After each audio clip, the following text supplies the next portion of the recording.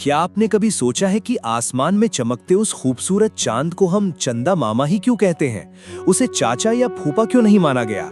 इसके पीछे सिर्फ बच्चों को बहलाने वाली कहानियां नहीं, बल्कि गहरे पौराणिक, वैज्ञानिक और सांस्कृतिक तर्क छिपे हैं। आज की इस विशेष डॉक्यूमेंट्री में हम इन्हीं रहस्यों की परतों को खोलेंगे। तो चलिए इस दिलचस्प सफर की शुरुआत करते हैं। चंद्रमा को मामा कहने के पीछे सबसे प्रबल तर्क समुद्र मंथन की घटना से जुड़ा है। श्रीमद् भागवत पुराण और विष्णु पुराण के अनुसार एक समय ऐसा आया जब देवताओं की शक्ति क्षीण होने लगी थी। तब भगवान विष्णु के परामर्श पर देवताओं और असुरों ने मिलकर समुद्र मंथन करने का निर्णय लिया ताकि अमृत प्राप्त हो सके। मंदराचल पर्वत को मथानी बनाया गया और वासुकी नाग को रस्सी। जब समुद्र का मंथन हुआ तो उसमें से एक एक करके 14 दिव्य रत्न निकले। इन्हीं रत्नों में से एक थी देवी लक्ष्मी, धन और वैभव की देवी, और उन्हीं के साथ निकले थे चंद्रदेव। चूंकि देवी लक्ष्मी और चंद्रमा दोनों की उत्पत्ति एक ही गर्भ यानी क्षीर सागर से हुई थी, इसलिए वे सहोदर भाई बहन माने गए। भारतीय परंपरा में हम लक्ष्मी जी को जगत माता कहते हैं। वे सृष्टि के पालनहार भगवान विष्णु की अर्धांगिनी हैं और समस्त जीवों का पोषण करने वाली माता हैं। यही कारण है कि जब भी हम लक्ष्मी जी की पूजा करते हैं तो हम चंद्रमा को अपने मामा के रूप में स्वीकार करते हैं। ये रिश्ता केवल कागजी नहीं बल्कि आध्यात्मिक चेतना में गहराई से उतरा हुआ है। अब आते हैं विज्ञान और भूगोल की उन गहराइयों में जहां रिश्ते भावना से नहीं बल्कि गुरुत्वाकर्षण और गति से परिभाषित होते हैं। यहाँ चंद्रमा का मामा होना एक रक्षक भाई की भूमिका को दर्शाता है। खगोल विज्ञान कहता है कि चंद्रमा पृथ्वी का एकमात्र प्राकृतिक उपग्रह है। वैज्ञानिक सिद्धांतों जैसे जाइंट इम्पैक्ट थ्योरी के अनुसार अरबों साल पहले पृथ्वी से एक विशाल पिंड टकराया था, जिससे निकले मलबे से चंद्रमा का जन्म हुआ। यानी चंद्रमा का अस्तित्व ही पृथ्वी के अंश से है। जैसे एक भाई अपनी बहन की सुरक्षा के लिए हमेशा उसके इर्द गिर्द रहता है, चंद्रमा भी ठीक वैसे ही पृथ्वी के चारों ओर चक्कर लगाता है। चंद्रमा अपने गुरुत्वाकर्षण से समुद्र के जल को नियंत्रित करता है, जिससे पृथ्वी की गति और संतुलन बना रहता है। चंद्रमा पृथ्वी को अपने अक्ष पर स्थिर रखने में मदद करता है। अगर चंद्रमा न होता तो पृथ्वी डगमगा जाती और मौसम का चक्र पूरी तरह नष्ट हो जाता।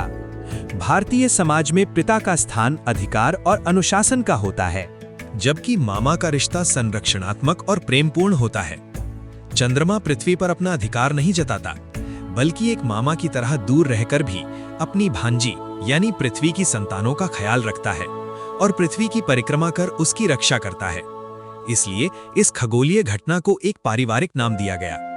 अंत में बात करते हैं उस मानसिक और सामाजिक जुड़ाव की, जिसने चंदा मामा को हर घर की लोरी का हिस्सा बना दिया। यहाँ मामा शब्द का चुनाव बहुत सोच समझकर किया गया है। सूरज को हम सूर्य देव कहते हैं, पिता तुल्य मानते हैं, क्योंकि उनकी तपन में अनुशासन और ऊर्जा है। सूर्य की धूप में हम काम करते हैं, थकते हैं और कभी-कभी उसकी तपिश हमें परेशान भी करती है। लेकिन इसके विपरीत चंद्रमा की रोशनी शीतल होती है। मामा का घर यानी ननिहाल हमेशा से बच्चों के लिए आराम, सुकून और लाड प्यार की जगह रहा है। चंद्रमा की चांदनी उस थकी हुई पृथ्वी को शांति देती है जो दिन भर सूरज की गर्मी में जलती है। ये शांति और प्रेम का भाव केवल एक मामा ही दे सकता है। चंदा मामा दूर के, पुए पकाएं गुड़ के, ये पंक्ति केवल एक कविता नहीं बल्कि एक बच्चे का ब्रह्मांड के साथ पहला परिचय है। अब हम बात करते हैं फूफा या चाचा क्यों नहीं। कहते हैं भारतीय पारंपरिक परिवार ढांचे में फूफा या चाचा अक्सर अनुशासन या कठोरता के प्रतीक माने जाते रहे हैं, भले ही आज समय बदल गया हो। इसके विपरीत मामा का रिश्ता बिना किसी शर्त के प्रेम का होता है। बच्चा जब रोता है तो माँ उसे डराने के लिए नहीं बल्कि बहलाने और खुश करने के लिए चंद्रमा दिखाती है। चंद्रमा को मामा कहना हमारी उस सोच को दर्शाता है जहां हम निर्जीव पिंडों में भी जान देखते हैं और पूरे ब्रह्मांड को एक परिवार मानते हैं, वसुधैव कुटुंबकम। पौराणिक रूप से वो लक्ष्मी जी के भाई हैं, इसलिए हमारे मामा हैं। वैज्ञानिक रूप से वो पृथ्वी के सहोदर और रक्षक हैं जो निरंतर परिक्रमा करते हैं। सांस्कृतिक रूप से वो कोमलता, शीतलता और निस्वार्थ प्रेम के प्रतीक हैं। चाहे विज्ञान चंद्रमा पर बस्तियां बसाने की तैयारी करे या कवि उस पर कविताएं लिखें, एक भारतीय बच्चे के लिए वो हमेशा वही प्यारा मामा रहेगा जो बादलों की ओट से छुपकर हमें देखता है और अपनी चांदनी से लोरी सुनाता है। अगली बार जब आप रात को आसमान की ओर देखें तो याद रखिएगा कि ऊपर कोई पत्थर का गोला नहीं बल्कि सदियों पुराना एक अटूट रिश्ता चमक रहा है। उम्मीद है आपको ये डॉक्यूमेंट्री पसंद आई होगी।